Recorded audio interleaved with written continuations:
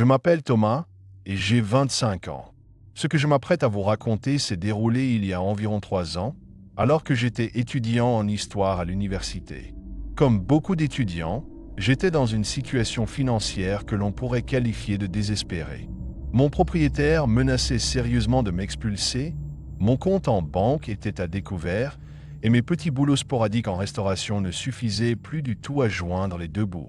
C'est en fouillant frénétiquement sur un site d'annonces locales, tard dans la nuit, que je suis tombé sur cette offre étrange, presque anachronique. Cherche gardien pour ronde et fermeture de site.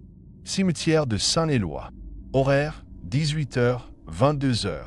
Excellente rémunération.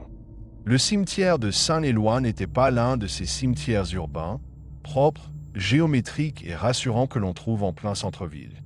Non, il s'agissait d'un immense terrain vallonné, situé à une quinzaine de kilomètres de la ville, perdu en lisière d'une forêt de pins très dense. C'était un lieu ancien, tentaculaire, où les tombes dataient pour certaines de plusieurs siècles, à moitié englouties par la mousse, le lierre et les racines des vieux ifs. L'entretien d'embauche s'est fait sur place, avec le gardien principal, un homme bourru d'une 60aine d'années nommé Monsieur le Duc. Il avait le visage buriné par les intempéries et un regard fatigué de ceux qui en ont trop vu. Il m'a expliqué que son rôle à lui s'arrêtait à 18h et que la mairie cherchait quelqu'un pour s'assurer que personne ne traîne dans les allées à la nuit tombée, pour prévenir le vandalisme et pour verrouiller les lourdes grilles en fer forgé à 22h précises. Le salaire proposé était absurdement élevé pour 4 heures de présence, mais je n'allais certainement pas me plaindre. C'est lors de ma première soirée de formation que Monsieur Leduc m'a fait part d'une règle. Une règle qui ne figurait sur aucun contrat, aucun manuel de procédure. Il m'a emmené dans la partie la plus ancienne du cimetière, au nord, là où les sentiers goudronnés laissaient place à de la terre battue et du gravier. Au fond d'une allée flanquée de caveaux délabrés, se trouvait une tombe très simple. Une lourde dalle de pierre noire, sans nom, sans date, juste usée par le temps. C'est la plus ancienne sépulture du domaine, m'a dit le duc d'une voix soudainement très basse, presque un murmure, en jetant des regards nerveux autour de lui. La légende locale dit que le premier mort enterré dans un cimetière en devient le gardien spirituel, celui qui garde les autres à leur place. Il a plongé la main dans sa poche et en a sorti une petite pièce cuivrée de 10 centimes qu'il a déposée avec un respect solennel sur le coin droit de la dalle noire. « Écoute-moi bien, gamin. Chaque soir, à 21h50, juste avant de fermer la grille principale, tu dois venir ici. Tu poses une petite pièce sur cette pierre. C'est le tribut. C'est la paix du gardien. Tant qu'il est payé, les morts dorment. C'est une vieille superstition de la région, mais on la respecte. Toujours. Si jamais tu n'as pas de pièce, si tu la fais tomber, ou si tu oublies, tourne les talons. Marche droit vers la grande grille. Et surtout, quoi que tu entendes derrière toi sur les graviers, ne te retourne jamais. Jamais. Tant que tu n'as pas quitté la terre consacrée. » Sur le moment, j'ai failli éclater de rire. J'ai cru à un bizutage, à une blague pour effrayer le nouveau venu. Je suis un esprit rationnel. Les fantômes, les malédictions, le tribut des morts, c'était bon pour les films de série B. Mais j'avais besoin de cet argent, alors j'ai hoché la tête avec un visage sérieux, promettant de respecter la consigne. Les premières semaines se sont passées sans le moindre incident. L'automne s'installait, les nuits tombaient de plus en plus tôt, et le cimetière devenait de plus en plus sinistre, plongé dans l'obscurité totale, à l'exception de la lumière blafarde de ma lampe torche. Par pure conscience professionnelle, ou peut-être par une forme de conditionnement psychologique, j'accomplissais le petit rituel de la pièce tous les soirs. Cela me coûtait à peine quelques euros par mois, et si ça pouvait satisfaire les lubies du vieux Leduc, ça me convenait. Mais vint cette fameuse nuit de la fin novembre. Une de ces nuits où le froid vous mord jusqu'aux os, où une pluie fine et glaciale tombe en diagonale, poussée par un vent hurlant qui s'engouffre dans les arbres. J'étais frigorifié. Mon ciré jaune ne me protégeait plus de l'humidité, et mes doigts étaient tellement engourdis que je sentais à peine la lampe torche que je tenais. Je voulais juste rentrer chez moi, prendre une douche brûlante et me glisser sous ma couette. Il était 21h55. Je grelottais violemment. J'ai marché à pas rapides vers la partie nord, mes bottes écrasant la boue et les feuilles mortes. J'ai atteint la vieille dalle de pierre noire. Le vent sifflait lugubrement entre les croix de granit. J'ai fouillé dans la poche de mon jean trempé avec ma main libre, complètement raide par le froid, pour y chercher la pièce de 10 centimes que j'avais préparée. Je l'ai sortie, mais mes doigts étaient si maladroits, si engourdis, que la pièce m'a échappé avant d'atteindre la dalle. J'ai entendu un petit tintement métallique suivi d'un bruit mat. La pièce était tombée dans une profonde fissure à la base de la tombe, engloutie par la boue et les herbes hautes. J'ai juré à voix haute. Je me suis accroupi, balayant la zone avec le faisceau tremblotant de ma lampe torche, grattant la terre humide avec mes ongles gelés. Rien. Elle avait glissé trop profondément. J'ai refouillé dans mes poches. Je n'avais plus aucune monnaie. Plus un centime. La pluie redoublait d'intensité. Mon pantalon était trempé. Une vague d'irritation m'a submergé. C'est stupide, me suis-je dit à voix haute pour me rassurer. C'est juste un morceau de pierre humide. Il n'y a rien ici. Seulement des os poussiéreux et des superstitions de vieux paysans. Je me suis relevé, j'ai essuyé mes mains pleines de boue sur mon manteau et j'ai tourné les talons en direction de l'allée centrale pour aller fermer les grilles et rentrer. J'avais environ 300 mètres à parcourir jusqu'à la sortie. Le vent s'était étrangement calmé, laissant place à un brouillard épais, presque palpable, qui montait du sol détrempé. Le silence était devenu absolu, seulement troublé par le bruit régulier de mes propres pas sur le gravier. Crouch, crouch, crouch. J'avais parcouru une 50aine de mètres quand un frisson féroce, qui n'avait rien à voir avec la température extérieure, a traversé ma colonne vertébrale. Tous les poils de mes bras se sont hérissés. Mon estomac s'est noué instantanément. C'était une sensation primaire, animale. La certitude absolue d'être observé. La certitude d'une présence. Et puis, je l'ai entendu. Derrière moi, à une 30aine de mètres, un autre son s'est superposé au bruit de mes pas. Ce n'était pas un bruit de bottes. C'était un son lourd, humide, traînant, comme si quelque chose d'immense et de désarticulé rampait ou se traînait péniblement sur le gravier en frottant contre les pierres. Sclaf, sisclaf, sclaf. Mon cœur a fait un bond prodigieux dans ma poitrine. La voix du vieux Leduc a résonné dans mon crâne avec une clarté terrifiante. Astérisque, quoi que tu entendes derrière toi, ne te retourne jamais. Astérisque. J'ai accéléré le pas. Je transpirais à grosses gouttes sous mes vêtements trempés par la pluie. Sclaf, sisclaf. Le son derrière moi s'est accéléré. Il calquait son rythme sur le mien, mais la distance semblait se réduire. 20 mètres, 15 mètres, ça se rapprochait. Je pouvais maintenant entendre une respiration. Non, pas une respiration. Un sifflement rauque, gorgé de liquide, comme de l'eau boueuse s'écoulant dans un tuyau percé. Une odeur fétide m'a soudainement frappé de plein fouet, m'arrachant en haut le cœur.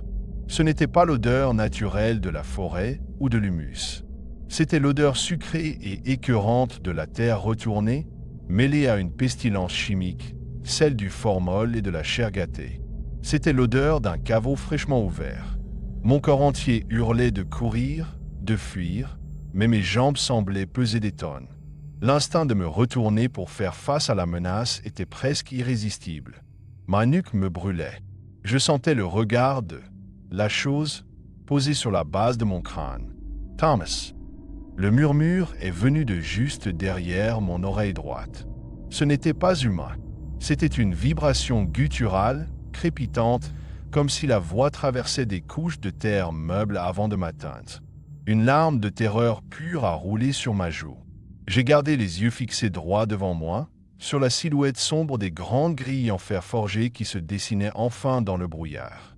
10 mètres, 5 mètres. J'ai franchi le seuil du cimetière avec une précipitation désespérée. J'ai fait volte-face, non pas pour regarder ce qui me suivait, mais pour attraper la lourde chaîne métallique qui pendait sur la grille.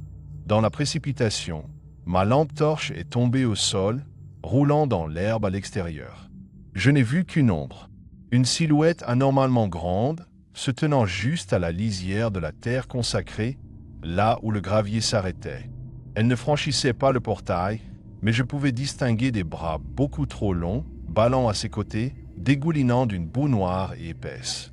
J'ai tiré les 2 vantaux de la grille dans un hurlement métallique étourdissant.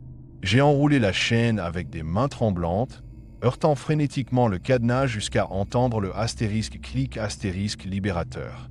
Je n'ai pas demandé mon reste. J'ai sprinté jusqu'à ma vieille Peugeot garée à quelques mètres, j'ai bondi à l'intérieur et j'ai verrouillé toutes les portières d'un coup sec. J'étais en hyperventilation, collé contre mon siège, fixant le portail à travers mon pare-brise embué. Il n'y avait plus rien, seulement le brouillard, la pluie et le lourd portail de fer. J'ai mis le contact. Le moteur a toussé, puis a rugi. J'ai enclenché la première vitesse et j'ai appuyé sur l'accélérateur, quittant le site à toute allure, mes phares déchirant l'obscurité de la route forestière. Je n'y suis jamais retourné. J'ai envoyé un email à la mairie dès le lendemain matin pour démissionner, prétextant une urgence familiale soudaine qui m'obligeait à quitter la région. J'ai laissé l'uniforme et les clés dans une boîte aux lettres. Je n'ai même pas réclamé mon dernier salaire. Aujourd'hui, j'habite dans un appartement au 3e étage, en plein centre-ville. Loin, très loin de la terre et des arbres. Je me dis souvent que j'ai été victime d'une violente attaque de panique, que le froid et l'épuisement avaient eu raison de ma santé mentale cette nuit-là. J'essaie de m'en convaincre. Mais il y a des nuits où il pleut fort en novembre. Et quand le vent se calme, j'entends parfois un léger bruit dans le couloir de mon immeuble, juste derrière la porte de mon appartement. Un son lourd, humide, comme quelque chose qui se traîne. Et quand je pars au travail le lendemain matin, je trouve parfois de minuscules traces de boue noire incrustées sur mon paillasson à un endroit où personne n'est censé marcher. Et dans ces moments-là, je sais avec une certitude absolue qu'une dette non payée n'est jamais vraiment oubliée. Une dette non payée. Voilà qui fait littéralement froid dans le dos. Il est fascinant de constater à quel point nos ancêtres prenaient ces rituels au sérieux. Nous autres, modernes et prétendument rationnels, avons souvent tendance à balayer ces coutumes d'un revers de main, les qualifiant de simples superstitions absurdes nées de l'ignorance. Mais peut-être que ces règles non écrites n'ont pas été inventées pour nous rassurer. Peut-être ont-elles été établies pour nous protéger.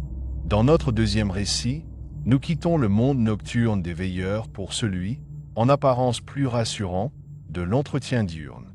Car même en plein jour, certaines tombes exigent qu'on les laisse tranquilles. Et quand on viole leur intimité, le prix à payer s'insinue dans votre quotidien de la plus terrifiante des manières. Je m'appelle Julien, j'ai 34 ans, et jusqu'à l'année dernière, j'étais employé aux espaces verts pour une petite commune rurale située en plein cœur du Morvan. Si vous ne connaissez pas cette région, imaginez des collines boisées à perte de vue, des forêts sombres et denses, et des hivers qui semblent s'étirer sur la moitié de l'année. Mon travail consistait principalement à tondre les pelouses municipales, tailler les haies et surtout, entretenir le cimetière du village. Ce cimetière était divisé en 2 parties. La section nouvelle, en bas de la colline, avec ses allées en gravier blanc et ses caveaux de marbre étincelant, et la section ancienne, perchée sur le versant abrupt, à la lisière des bois. C'était un endroit labyrinthique où les tombes dataient pour la plupart de la fin du XIXe siècle. Des croix de fer rouillées, des pierres tombales affaissées par les mouvements de terrain et une végétation qui reprenait constamment ses droits. Début novembre, le maire m'a convoqué pour me confier une tâche particulièrement ingrate. La commune manquait de place et il fallait lancer une procédure de reprise de concession en état d'abandon. En clair, je devais défricher et nettoyer une douzaine de très vieilles tombes dans la section haute afin que la mairie puisse faire les constats d'abandon avant de les vider pour de nouveaux défunts. C'est Marcel, l'ancien fossoyeur du village, à la retraite depuis 10 ans mais qui traînait toujours autour de la mairie, qui m'a averti. Il m'a attrapé par la manche de ma veste de travail alors que je chargeais mes outils dans la camionnette. « Fais gaffe là-haut, Julien », m'a-t-il dit, son haleine puant le tabac froid. « Tu vas toucher au carré des oubliés. Fais ton boulot, coupe les ronces, arrache les mauvaises herbes. Mais écoute bien, s'il y a une tombe avec une croix de fer noir et qu'elle est recouverte d'une épaisse couche de lierre, ne la nettoie jamais après le déclin du soleil. Jamais. » J'ai froncé les sourcils, mi-amusé, mi-agacé. « Et pourquoi ça, Marcel ?» Une superstition locale. Il n'a pas souri. Ses yeux délavés étaient d'un sérieux troublant. Ces morts-là n'ont plus personne. Leurs familles se sont éteintes ou les ont oubliées depuis des décennies. Personne ne vient fleurir leurs pierres ou pleurer sur leur nom. Alors, c'est la terre elle-même qui les prend en pitié. Le lierre, c'est leur manteau. C'est le linceul que la nature leur offre pour qu'il n'ait pas froid dans l'éternité. Si tu leur arraches leur seule couverture dans l'obscurité, quand la nuit tombe et qu'ils s'éveillent, ils viendront chercher la tienne. Fais ça en plein jour, jamais au crépuscule. J'ai hoché la tête pour poliment m'en débarrasser, classant cette mise en garde dans la longue liste des légendes de comptoir du village. Les jours suivants, j'ai commencé mon défrichage. C'était un travail éreintant. La végétation était dense, têtue. Tout se passait bien, jusqu'à cet après-midi du 15 novembre. Le changement d'heure était passé et les journées étaient brutalement courtes. Il pleuvinait depuis le matin, un crachin glacé qui pénétrait les vêtements. J'avais pris beaucoup de retard sur mon planning et le maire m'avait fait comprendre que mon contrat annuel ne serait pas renouvelé si je ne terminais pas ce secteur avant la fin de la semaine. Il était 17h10. Le ciel était déjà d'un gris anthracite pesant et la lumière déclinait à vue d'œil. J'étais trempé, épuisé, et je voulais finir une dernière rangée. Il ne restait qu'une seule tombe. Une dalle de pierre fendue en deux, surmontée d'une grande croix en fer forgé noir, complètement phagocytée par un lierre d'une épaisseur anormale. Les feuilles étaient vert sombre, presque noires, luisantes d'humidité. La voix de Marcel a brièvement résonné dans mon esprit. Astérisque ne la nettoie jamais après le déclin du soleil, astérisque. J'ai regardé ma montre. J'ai soupiré de frustration. Des conneries, ai-je grommelé en empoignant mon sécateur de force. Je n'allais pas revenir demain matin juste pour une seule tombe. Je me suis mis à genoux dans la boue et j'ai commencé à couper. Dès le premier coup de lame, j'ai ressenti un malaise. Les tiges de ce lierre étaient incroyablement épaisses, dures comme du bois mort. Et surtout, lorsque je tirais sur les lianes pour les arracher de la pierre, elles ne faisaient pas le bruit sec d'une plante que l'on déracine. Cela faisait un bruit humide, visqueux, un bruit de succion écœurant, comme si j'arrachais lentement des pansements collés sur une plaie ouverte. La température a soudainement chuté. Je pouvais voir mon souffle se condenser en épais nuages blancs devant mon visage. Le silence du cimetière, d'ordinaire apaisant, est devenu oppressant. Plus un chant d'oiseaux, plus un bruissement de vent dans les arbres. Comme si la forêt entière retenait son souffle. Je transpirais malgré le froid glacial. Je me suis acharné sur la végétation, arrachant de longues lianes de lierre que je jetais en tas derrière moi, sur l'allée de gravier. Mes mains étaient couvertes d'une sève sombre, épaisse, qui ressemblait à s'y méprendre à du vieux sang séché. Il était 17h35. Il faisait désormais presque nuit noire. Seul l'éclairage jaunâtre des lampadaires, tout en bas du cimetière, m'offrait une visibilité famélique. J'avais enfin dégagé la majeure partie de la pierre. J'ai arraché une dernière grosse poignée de lierre au niveau de l'épitaphe, libérant un nom effacé par le temps. À l'instant exact où la pierre fut mise à nu, un souffle d'air glacé a balayé ma nuque. Un souffle précis, dirigé, comme si quelqu'un s'était penché juste au-dessus de mon épaule pour expirer lentement dans mon cou. J'ai lâché mon sécateur. Mon rythme cardiaque s'est emballé. J'ai pivoté sur mes genoux pour regarder derrière moi. Et mon sang s'est figé dans mes veines. Le tas de lierre, la montagne de lianes et de feuilles que je venais de passer 20 minutes à arracher et à jeter sur le chemin, avait disparu. Il n'y avait plus rien sur le gravier. Aucune trace. J'ai balayé frénétiquement la zone avec le faisceau de ma lampe frontale. Rien. C'était physiquement impossible. J'avais accumulé un tas qui m'arrivait presque aux genoux. Le vent ne pouvait pas avoir emporté des branches aussi lourdes. Puis, un craquement sinistre a attiré mon attention vers la tombe que je venais de nettoyer. Lentement, avec une lenteur terrifiante, je me suis retourné vers la pierre tombale. Dans la pénombre, j'ai vu que la dalle n'était plus nue. De minuscules vrilles vertes rampaient hors des fissures de la pierre. Elles sortaient de la terre détrempée, s'allongeant à vue d'œil, glissant sur le granit avec un frottement sec, comme une armée de serpents cherchant à regagner leur nid. Le lierre était en train de repousser. Non, pas repousser. Il se réassemblait tissant une toile végétale par-dessus la tombe, comme pour masquer frénétiquement la pierre glacée. Je suis resté paralysé, incapable d'assimiler ce que je voyais. Et c'est là que la véritable horreur a commencé. Le lierre a cessé de recouvrir la tombe. Les lianes ont subitement changé de direction.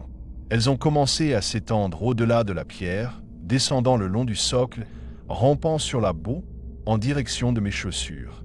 Une voix s'est élevée. Ce n'était pas un son dans l'air, c'était une résonance sourde, rocailleuse, qui semblait vibrer directement à travers le sol et remonter dans mes os. C'était une litanie de murmures, des dizaines de chuchotements indistincts, remplis de froid, de solitude et d'une colère abyssale. Astérisque, froid, tu nous laisses dans le froid. Astérisque, je n'ai pas réfléchi. L'instinct de survie a pulvérisé ma stupeur. Je me suis relevé d'un bond, prêt à fuir. Mais mon pied droit n'a pas bougé. J'ai baissé les yeux, paniqué. Une épaisse liane de lierre sombre s'était déjà enroulée autour de ma cheville, par-dessus mon pantalon de travail. Elle serrait, forte, avec la puissance d'un étau de chair et de bois. J'ai hurlé, un cri de terreur pure qui a déchiré le silence du cimetière. J'ai levé mon autre pied et j'ai piétiné la liane de toutes mes forces. J'ai senti la tige craquer sous le talon de ma chaussure de sécurité. L'étreinte s'est relâchée une fraction de seconde, juste assez pour que je dégage ma jambe. Je n'ai pas demandé mon reste. J'ai couru. J'ai dévalé la pente du cimetière au mépris du danger, trébuchant sur les bordures de pierre, glissant dans la boue, esquivant les croix qui semblaient se dresser devant moi comme des ombres menaçantes. Derrière moi, je pouvais entendre ce bruissement atroce. Le son de milliers de feuilles frottant contre le sol, rampant à une vitesse contre nature, me prenant en chasse. Asterisk SCRCH. SCRCH. SCRCH. Asterisk. J'ai atteint les allées de gravier blanc de la partie basse. J'ai continué à sprinter jusqu'à ma camionnette municipale, garée près du portail. J'ai ouvert la portière, je m'y suis engouffré et j'ai verrouillé de l'intérieur. Je haletais, les poumons en feu, le cœur prêt à exploser. J'ai braqué les phares vers le haut du cimetière. Il n'y avait rien, seulement les tombes silencieuses, figées sous la pluie fine de novembre. Mais autour de ma cheville, le tissu de mon pantalon était déchiré et ma peau était striée d'une ligne rouge, enflée, là où la plante avait tenté de m'agripper. J'ai démissionné le lendemain matin. Je n'ai même pas croisé le maire, j'ai laissé une lettre dans la boîte aux lettres de la mairie et je ne suis plus jamais retourné dans ce village. J'ai déménagé à une 50aine de kilomètres de là, dans une petite maison de ville avec une cour entièrement bétonnée. Je ne supportais plus l'idée d'avoir le moindre bout de jardin, la moindre parcelle de terre à proximité. J'ai pensé que j'étais tiré d'affaire.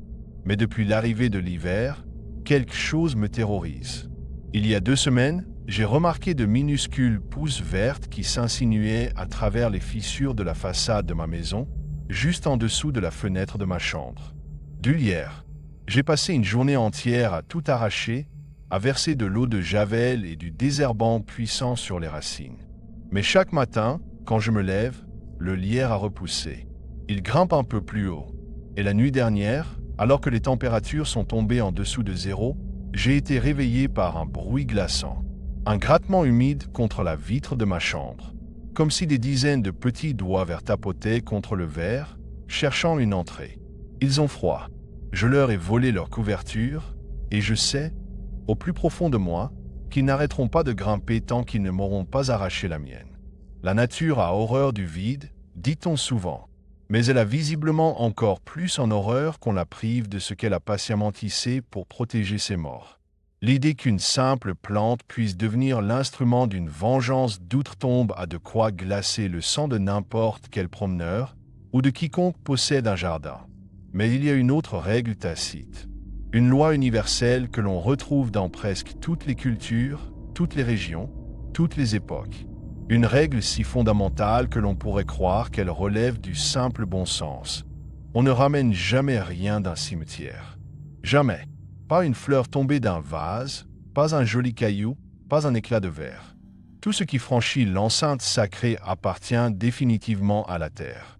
Notre dernier témoin, Clara, pensait qu'un petit souvenir inanimé, presque invisible, ne ferait de mal à personne. Elle a découvert à ses dépens que les morts sont d'une jalousie féroce envers ce qui leur appartient. Je m'appelle Clara, j'ai 28 ans et je suis étudiante en histoire de l'art à Strasbourg. Depuis mon adolescence, je nourris une passion que beaucoup de mes proches trouvent morbide, voire carrément dérangeante. Je suis ce qu'on appelle une taphophile. En termes simples, j'aime visiter les vieux cimetières. Je ne fais rien de mal, je n'ai jamais rien dégradé et je respecte profondément ces endroits. Je me promène simplement dans les allées sinueuses, j'admire l'architecture gothique des caveaux, la mélancolie figée des statues pleureuses et je photographie les épitaphes effacées par le temps. Pour moi, ces lieux sont des musées à ciel ouvert, des havres de paix absolue où le temps s'arrête. En octobre dernier, je suis parti passer un week-end seul dans les Vosges avec pour objectif de photographier un cimetière très particulier, celui de Noirval. C'est un minuscule village minier abandonné depuis la fin des années 60, perdu au fond d'une vallée très encaissée où le soleil ne perce la canopée que quelques heures par jour, même en plein été. Avant de m'aventurer sur le sentier forestier boueux qui menait aux ruines, je m'étais arrêté dans le village d'en bas pour prendre un café et me réchauffer. Le patron du bistrot, un homme âgé au visage sévère, avait remarqué mon appareil photo sur la table et m'avait demandé où j'allais. Quand j'ai mentionné le cimetière de Noirval, son expression s'est immédiatement fermée. « Allez-y si ça vous chante, mademoiselle », m'a-t-il dit d'un ton sec en essuyant son comptoir avec une nervosité soudaine. « Prenez vos photos, mais écoutez un vieux de la région, ne ramassez rien, ne touchez à rien, pas même une pomme de pin ou un caillou sous votre semelle. La terre de Noirval est aigrie par l'abandon. Elle a tout pris et elle ne rend jamais rien. Ce qui appartient aux morts reste aux morts. Ne ramenez rien chez vous. » J'ai souri poliment, le remerciant pour le conseil. Dans mon milieu, les vieilles légendes locales font partie du charme de l'exploration. Je n'y ai pas cru une seule seconde. Le cimetière de Noirval était exactement tel que je l'avais imaginé. Magnifique, rongé par la mousse, à moitié englouti par les fougères géantes et les ronces. Le silence y était total, d'une lourdeur presque cotonneuse. J'ai passé 2 heures à déambuler, fasciné par les tombes en fer forgé oxydé typiques de la région, prenant des dizaines de clichés. C'est en m'agenouillant pour photographier la base d'une stèle brisée par un arbre tombé que je l'ai vue. À moitié enfouie dans un mélange de boue noire et de feuilles mortes, il y avait une rose. Pas une vraie fleur, évidemment. C'était une petite rose en porcelaine blanche, minutieusement sculptée, qui avait dû se détacher d'une de ces grandes couronnes mortuaires en perles que l'on déposait sur les tombes au début du XXe siècle. Elle était d'une beauté saisissante, parfaitement intacte, d'une pureté presque anormale malgré les décennies passées dans l'humidité de la terre. Sans réfléchir, muet par un instinct de collectionneuse stupide et égoïste, je l'ai ramassée. Je l'ai essuyée avec la manche de mon manteau. La porcelaine était glaciale contre ma peau, mais les détails des pétales étaient hypnotisants. Je me suis dit qu'elle ferait un parfait presse-papier sur l'étagère de mon bureau, un magnifique souvenir matériel de cette journée brumeuse. J'ai glissé la petite fleur dans ma poche et je suis rentré à Strasbourg. Si j'avais su ce qui m'attendait, je me serais brisé la main plutôt que de ramasser cet objet. Le premier soir, dans mon petit appartement chaleureux du centre-ville, tout semblait normal. J'avais posé la rose de porcelaine sur ma table de chevet, juste à côté de ma lampe de lecture. Je me suis couché vers minuit, épuisé par la route. Vers 3 heures du matin, un bruit répétitif m'a tiré du sommeil. Un cliquetis très fin, aigu et rythmé. Tic, tic, tic. C'était exactement le son d'un ongle long tapotant contre une surface dure. Ou plutôt, le bruit de la porcelaine vibrant contre le bois de ma table de chevet. J'ai allumé la lumière en sursaut, le cœur battant à tout rompre. Rien. La rose était là, immobile. Je me suis persuadé que c'était les canalisations du vieil immeuble ou le bois de mon meuble qui travaillait avec la baisse de température, et j'ai fini par me rendormir avec difficulté. Mais le lendemain matin, en ouvrant les yeux, j'ai eu mon premier véritable choc. La rose n'était plus sur la table de chevet. Elle était posée au beau milieu de ma couette, exactement au-dessus de ma poitrine. Et autour d'elle, sur le tissu immaculé de mes draps blancs, il y avait un cercle parfait de fine poussière de terre noire. J'ai bondi hors du lit, poussant un petit cri de stupeur. J'habitais seul. J'avais verrouillé ma porte à double tour. Mes fenêtres étaient fermées. Mon esprit rationnel s'est mis à mouliner frénétiquement pour trouver une explication logique. Avais-je fait une crise de somnambulisme? Étais-je allé chercher la fleur pour la poser sur moi dans mon sommeil?